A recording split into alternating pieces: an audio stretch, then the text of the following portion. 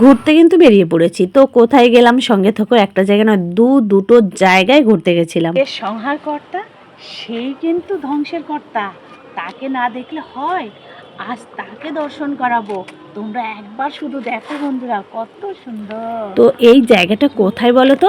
বারাসাত সোমতীর্থ মন্দির। এখানে সত্যি বাবা এত সুন্দর, মানে দেখলেই মনটা জুড়ে যায়। তবে আগে আমি এই জায়গাটা অনেকবার গেছি।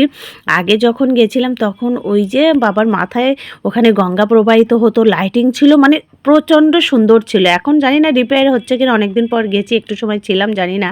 দেখো পাশে একটা বাড়িতে না খুব সুন্দর ফুল ফুটেছিল, ওখানে একটু পিক তুললাম, একটু ভিডিও করলাম, করে আবারও আমরা অন্য জায়গায়, মানে পরবর্তী যে জায়গাটায় গেছিলাম সেখানের উদ্দেশ্যে বেরিয়ে পড়লাম। আমাদের ড্রাইভারটা একটু দুষ্টু করে, তো এখানে ওখানে সাপের মতো এঁকে বেঁকে গাড়ি চালায়। তো এরপর গেলাম বারাসাত লোকনাথ আশ্রমে। তোমরা কে কে গেছো এই সোমতীর্থ এবং বাবার লোকনাথ আশ্রমে অবশ্যই বলবে। তো আমাদের যেতে একটু দেরি হয়ে গেছিলো, এই জন্য মন্দির বন্ধ হয়ে গেছিলো, আমাদের মনটা খুবই খারাপ ছিল। ওখানে ফুচকা ছিল, খেয়ে আবারও বাড়ি ফিরে চলে এলাম মনটা কষ্টে ভরা।